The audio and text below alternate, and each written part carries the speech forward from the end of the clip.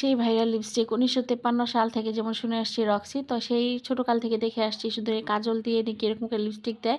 তো যাই হোক সেটা এখন আবার নতুন করে বের হইছে। আমার কাছে খুবই ভাল লাগছে। তো দেখি এখন সেই ১৯৫৩ সালে সেই এই কাজটা আমি করতে পারি কিনা। তো আমি করলাম, আমি করব এখন সে ভাইয়া আপুটাকে দেখলাম করতে। এখন আমি একটু কনসিলার নিয়ে নিলাম। নিয়ে আমি এটাকে ভালো করে ব্লেন্ডিং করলাম। কিন্তু তখন কিন্তু আমরা এরকম কনসিলার দিতাম না। শুধু শুনছি শুধু যে কাজল দিয়ে নাকি এভাবে করা হতো। তো যাই হোক কনসিলার দিয়ে আমি আমার ঠোঁটটাকে ভালো করে ব্লেন্ডিং করে ফেললাম। যেন ঠোঁটের মধ্যে কোনো আমার ঠোঁটের কোনো কালার না থাকে। এখন হলো সেই ভাইরাল কাজলটা, যে কাজলটা দিয়ে এত কাহিনী হয়েছিল। তো আমি সেই কাজলটা দিয়ে ভালো করে আমার চোখের মধ্যে ঠোঁটের মধ্যে ঠোঁটের মধ্যে আমি এটা ভালো করে আর্ট করে ফেললাম। ঠোঁটের যে শেপটা সেই শেপ অনুযায়ী সেই কাজল দিয়ে নিয়ে আসবো। আসলে অনেক দিন পরে ছোট সেই মানে কিছু পুরনো কিছু টিক বা পুরনো কিছু যদি করতে ইচ্ছা করে কিন্তু খুবই ভালো লাগে, তাই না? যে সেই আমলে এরকম লিপস্টিক দেওয়া, সেই আমলে কিরকম মেকআপ ছিল, তখন কিভাবে তারা সাজতো, তখন এই জিনিসগুলা খুবই ভাল লাগে, খুবই এক্সাইটেড হয়ে যায় এই জিনিসগুলো করতে। তো এখন আমি লিপটাকে ভালো করে ভাবে করার দরকার সেইভাবেই করতেছি, কারণ আমার কাছে তো মোটা ঠোঁট কখনই ভালো লাগে না।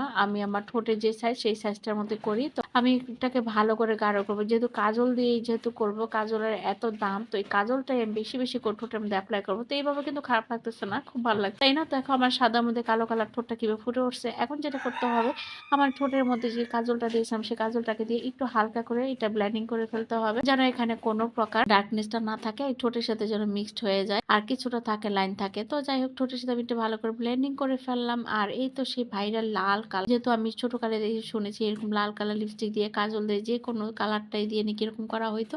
এখন আমি সেই লাল কালার লিপস্টিক দিয়ে আমি এখানে অ্যাপ্লাই করে নিচ্ছি। তো অ্যাপ্লাই করার পরে সেই লুকটা চলে আসবে সেই ১৯৫৩ সালে সেই রক্সি, না তো আর কি রক্সি বলা যাবে না, এটা কথার কথা বললাম আর কি। এখন লিপস্টিকটা দিয়ে লিপস্টিকটা আমি ভালো করে হাত দিয়ে এখন ব্লেন্ডিং করে ফেলবো। ব্লেন্ডিং করার পরে যখন এটা শুকিয়ে যাবে তখন কিন্তু সেই আগের মতো সেই কালারটা চলে আসবে আর দেখতেও কিন্তু খুব ভালো লাগবে। তো যাই হোক লিপস্টিক কালার আমি কিন্তু দিয়ে ফেললাম। দেওয়ার পরে এই হলো আমার ফাইনাল লুক। আসলে কেমন লাগছে অবশ্যই জানাবে।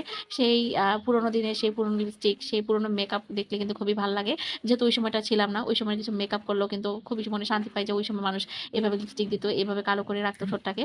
ভালোই লাগছে। তো আমার এই ভিডিওটা কেমন লাগছে অবশ্যই তোমরা জানাবা। আজকের মতো এখানেই, সবাই ভালো থাকবে। আর ভিডিওটি ভালো লাগলে প্লিজ একটা লাইক, একটা ফলো, শেয়ার করে দিবে। আজকের মতো এখানেই, সবাই ভালো থাকবে। Bye bye, tata.